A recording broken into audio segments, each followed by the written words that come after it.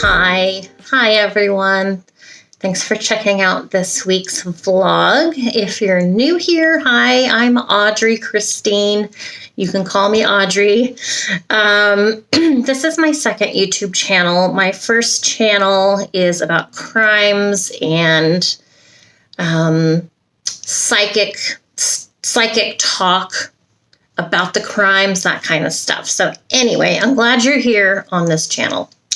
So the first thing I wanted to talk about in this week's vlog is about women and our bodies after childbirth.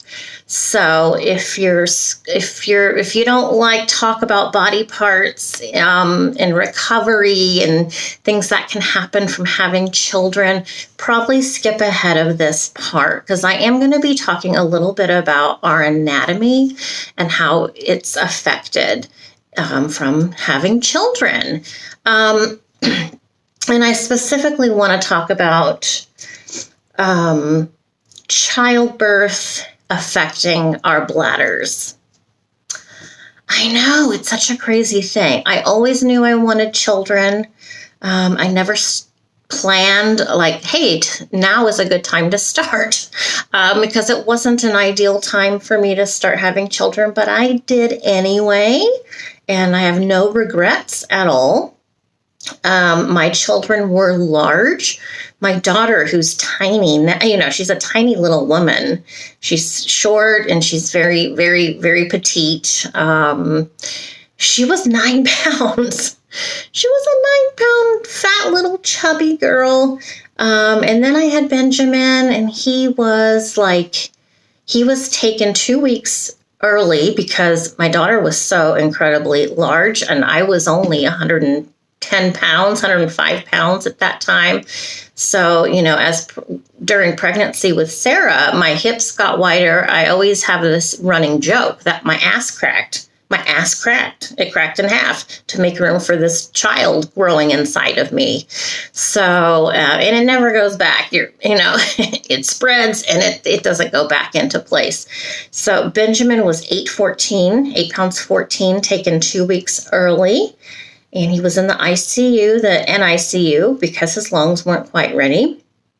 And then Jonathan, he was about the same. He was, over 8.5 pounds, and had him on his due date. My waters broke the day before on their own, and he was delivered the next day. So, having 27 months of heavy, a child sitting in your guts and sitting on your bladder specifically, it can do damage. And I know a lot of women suffer with leaking. So pee-pee leaking, urine incontinence. And I started having incontinence problems not super long after John was born. So, relative, probably I'd say when I was like early 40s. He was born when I was 30. How old was I? 34, 35. So I guess it was closer to my 40s, early 40s, that I started noticing some leaking, or I would try and pick up something heavy and I would notice leaking. It got pretty severe, the leaking, to the point over, I would say, a 5-year period where I needed help. Nothing was working anymore. And I worked at a school, and I would always hang up the children's artwork in the auditorium, and I would use a stapler, and I would undo the stapler so it was, long, and you push the stapler, you know what I mean? Like you push the stapler like this into the wall to hang up the artwork. I couldn't do this anymore without leaking urine. Every time I pushed the stapler to hang the artwork, I would have a leak every single time. And this is embarrassing stuff. one time at school, I fell and I peed myself. And I was thin, I was sexy, I was like at the prime of my life. I looked good. Just saying, I used to look good. It didn't look like there should be anything wrong with me. And I never even told anyone that I peed my pants. I mean, I peed on the floor. I had to, luckily everyone was in class. And there were no teachers around. So I worked in the office. So oh my gosh, I ran to the bathroom. It was near the bathroom where I did this. I, ran, cleaned it up, sanitized it. But I'm like, I got to run home real quick. I had started my period, which was not true. And I just lived literally a block away. So I ran home, changed, and came back. I didn't want to have surgery. I was told by my OBGYN already that I needed to have surgery. And I had already had many, many surgeries cosmetically, which is why I looked good. And it's like, I don't want to do another surgery. I feel like that's all I've been doing for the last, 5 years. And it was everything. I had a tummy tuck and a couple of breast augmentations and stuff. And hernia repair. That was from having children, the hernia in my belly button. That was very painful. And it's like, I'm not ready to have surgery, but I would say within a couple years, I got so depressed about this thing with my bladder. I couldn't do anything at all. It became a problem, like in relationships, if you know what I'm saying. Like I couldn't have any relationships anymore because it was just disgusting. And so the doctor said, I met with a surgeon. She said, you can try this. It's, I forget the term of what it's called. I'll look it up and I'll put it right here, what it's called, this device. It's basically like a rubber cup. And you put the cup in your vagina and it kind of collects the urine.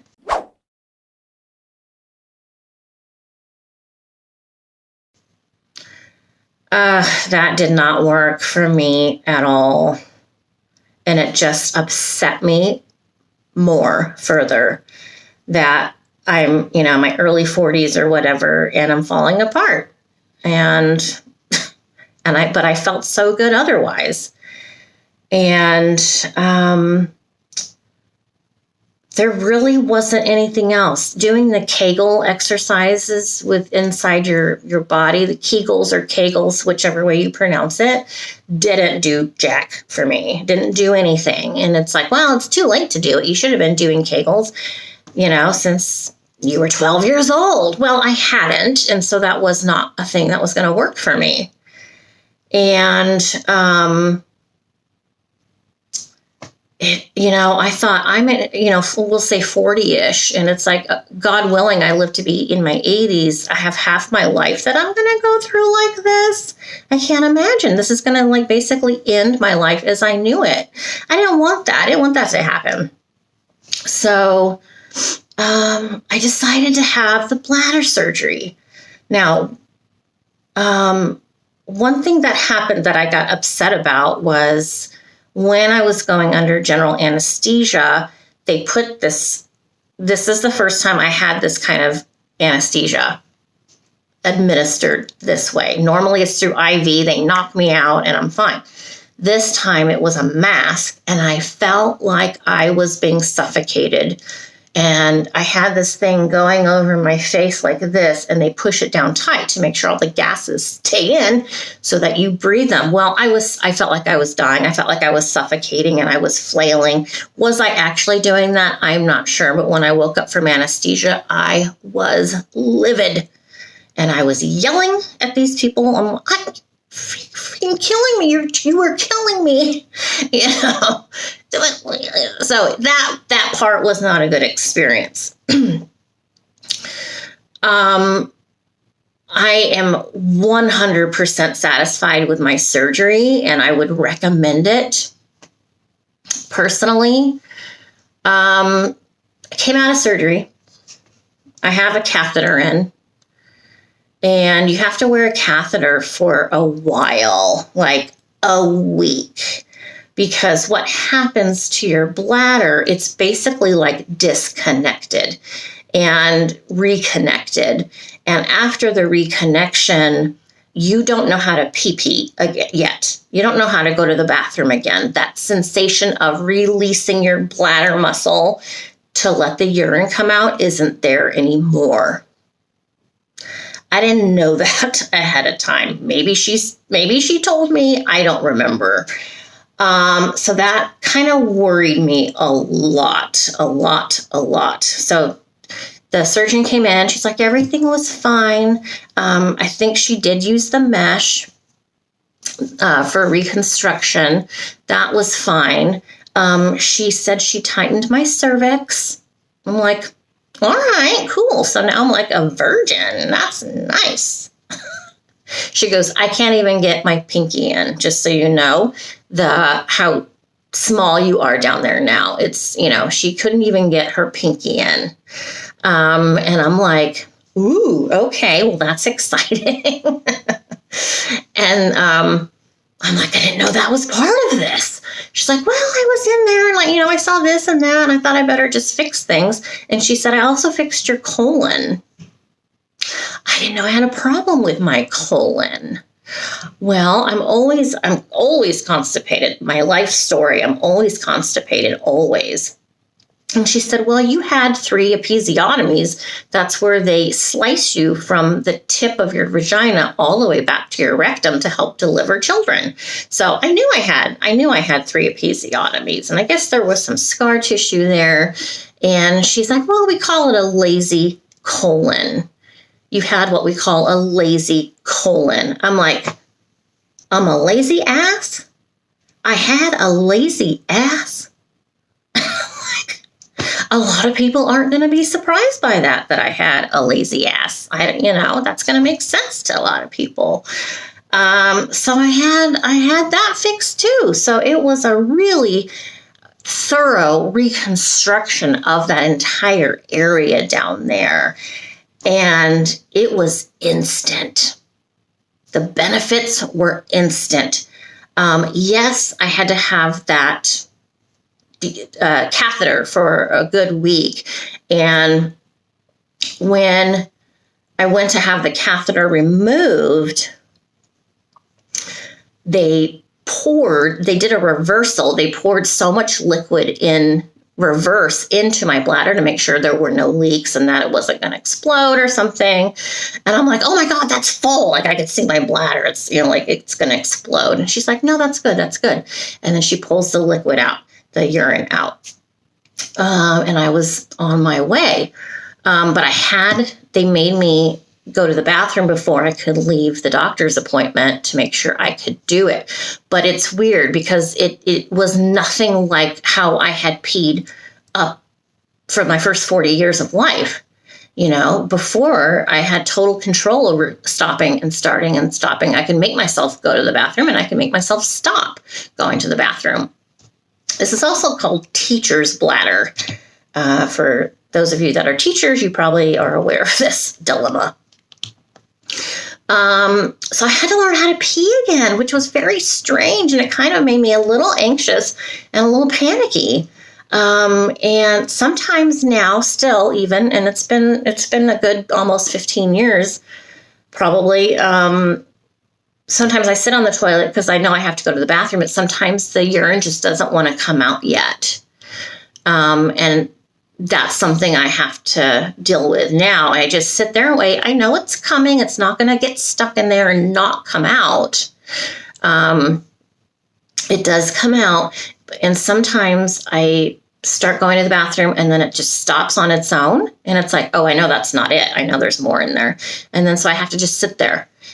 This doesn't happen super often, but it does happen occasionally where it takes me a minute to completely empty my bladder. So, but that's like the worst thing out of this whole thing. So it's fantastic. I mean, I could do anything, and I could jump up and down. I can staple those pictures on the wall from the classroom, and I can jump off a cliff because that was something I did before surgery, and I was in a group of people on Catalina Island,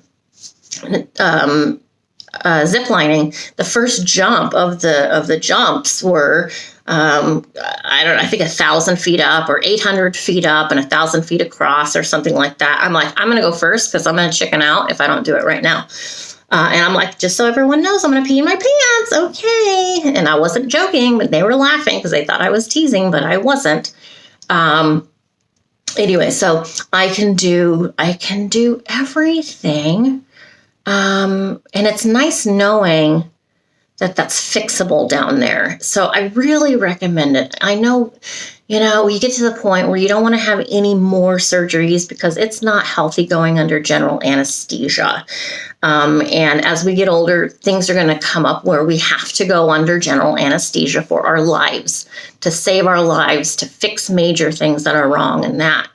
So if you're on the fence about having the bladder reconstructive surgery, I highly, highly, highly, highly recommend it.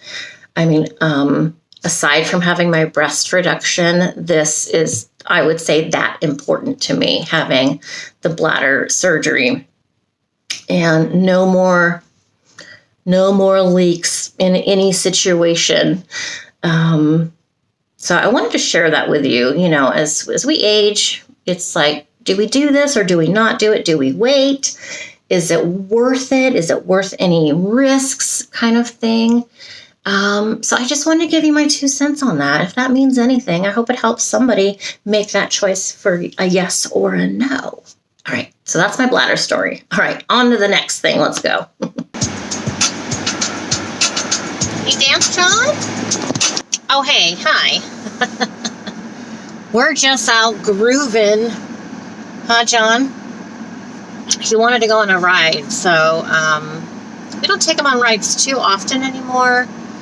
There's not really any places to go that would be of interest to him, but it's nice and hot. Well, it's 97. I think yesterday was 10 degrees hotter, so but I don't feel the heat because I'm inside 24/7. Let me turn the fan down. I'm inside 24/7, so I literally am running around with like a sweatshirt sometimes or whatever. So that's what we're up to. Nothing particularly interesting going on at home right now. I do have a new recipe we're going to do together. It's the 3rd time I'm going to be making this. It's a cookie recipe. I Googled crispy oatmeal cookies because that's what Chase wants, my husband.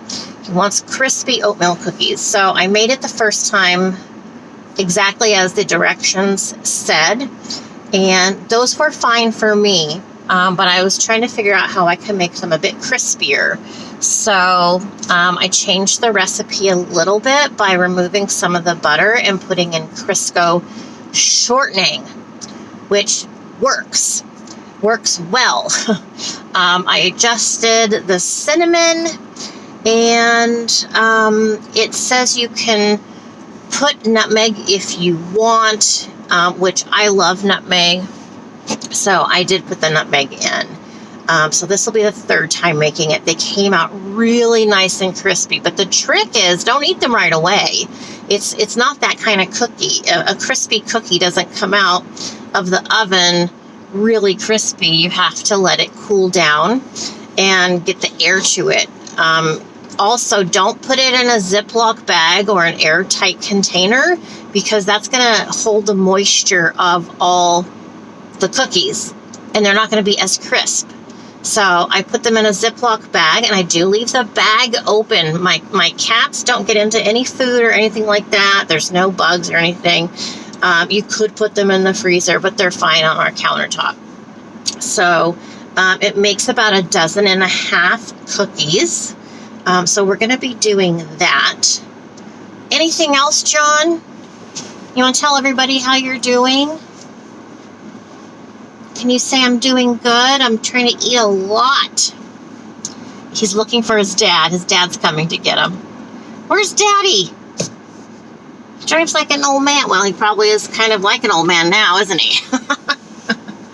How old is he? I don't even know. How old is your dad, John? Anyway, we'll wait for Dad and Grandpa. Okay, what was that noise? Why am I always hearing stuff that's terrifying me? I decided, and my husband agreed, we're not going to be doing walking at night. This is a dangerous city. We know that. We knew that when we moved here. Last summer, we would walk at 9 or 10 o'clock at night. It was always fine. There were no problems. I do have on makeup today, by the way. Wow, what a difference. Who are you?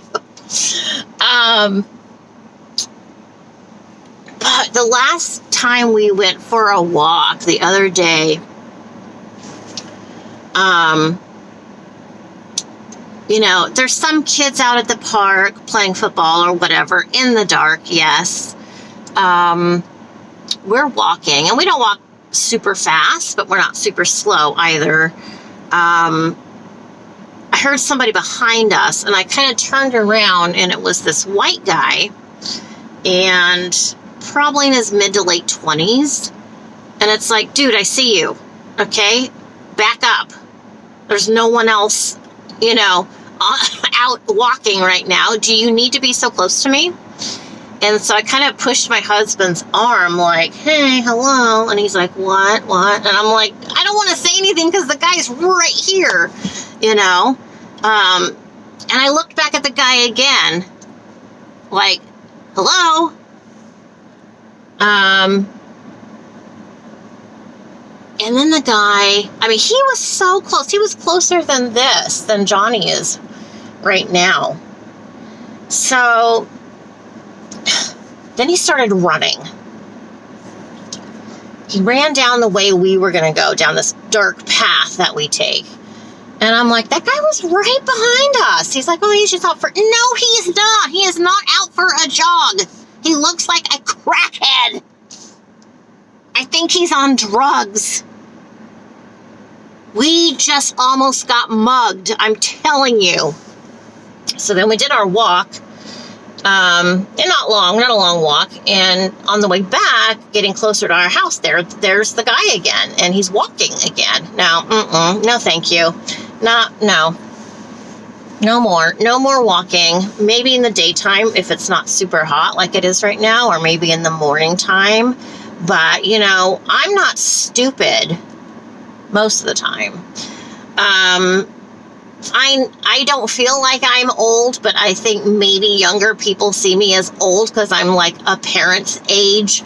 I mean, let's be honest. I could be a grandma right now, right? But I'm never going to be a grandma, I don't think. But, you know, sorry. I had to hang up real quick. Okay, sorry. You know, I could be a target. You know, as we get older, we become targets, don't we? I mean, to me, I still think I'm 25, and, you know, I mean, that's how I feel inside. So anyway, I'm not going to be walking at night for sure, which is why we want to move to a nearby city. Maybe, hopefully less than 2 years from now, we can move to the area we want to be in.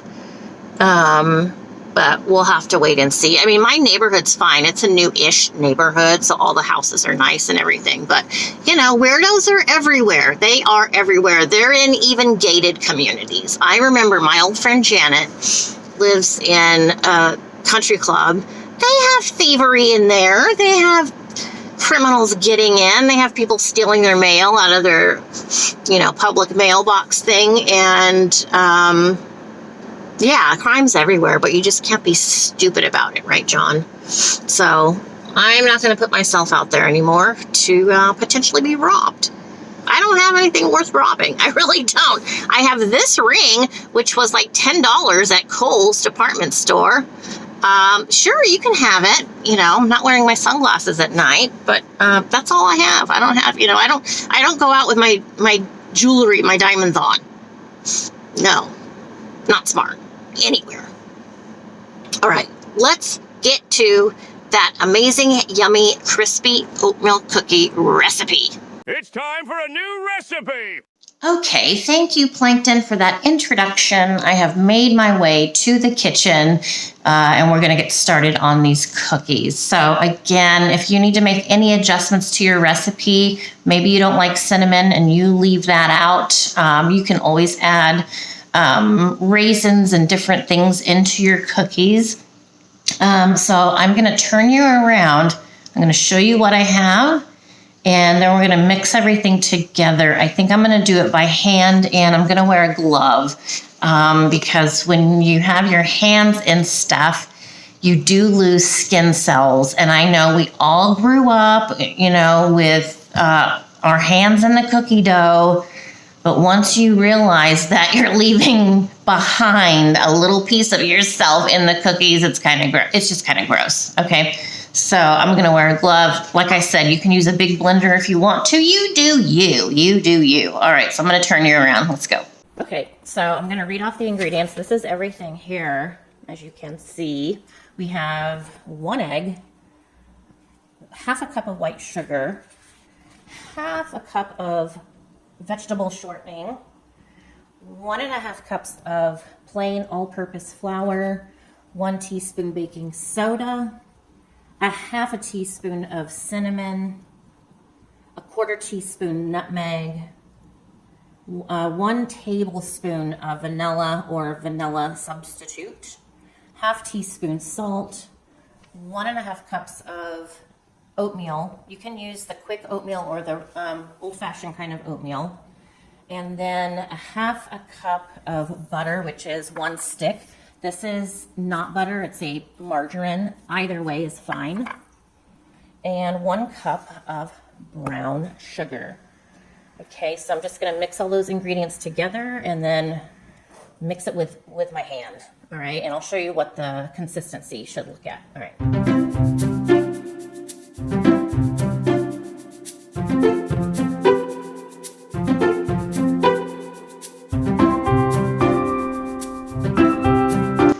Okay, I forgot to mention the walnuts, so I'm going to do 1/2 cup of walnuts like this, but I'm going to put it in the food processor and grind them up quite a bit, so I'll show you that as well.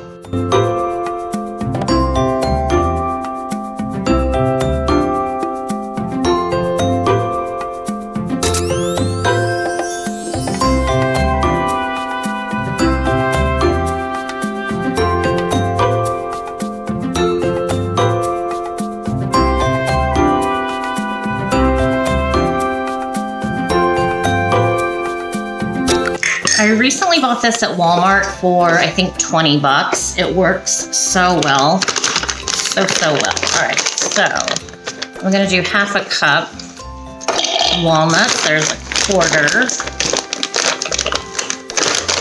This really gives it a nice nutty flavor, obviously.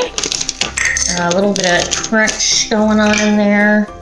And this just has high or low settings. That's it. I like the simplicity of this one.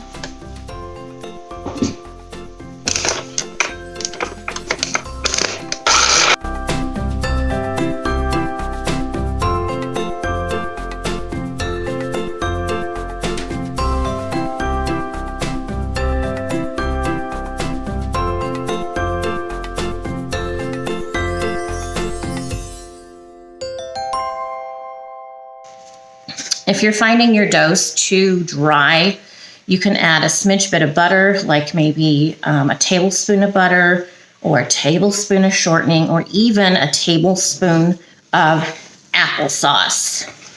You can also chill this overnight if you would like. It bakes at 350.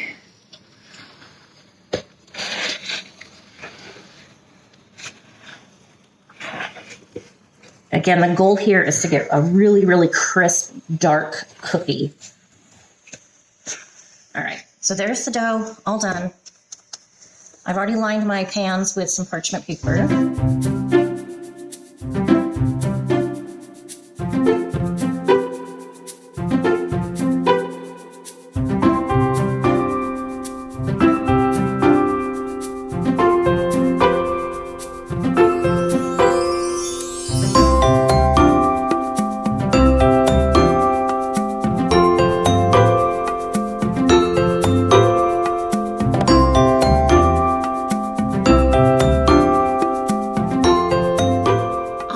So I have a finished cookie here. They all came out nice and crispy and they're cooled down. It actually took 21 minutes for the cookies to look like this.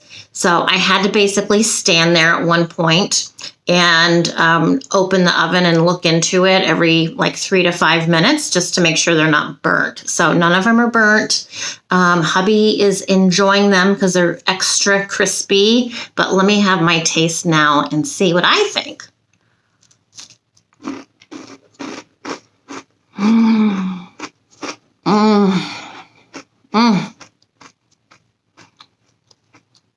Delicious. It's got a nice granola kind of texture and taste with that oatmeal. Cup of coffee or a cup of tea with this. Hot drink, dunk. Oh my God, so good. Hope you guys try this recipe. It's really delicious. Let me say thank you for checking out this week's vlog. Hope you learned something new, maybe a little entertainment, a new recipe. I hope you enjoyed it though. Don't forget to hit that subscribe button and the like thumbs up too. Check out my other channel where I'm extra salty talking about crimes over there. All right, you guys, take care. I'll see you soon. Bye.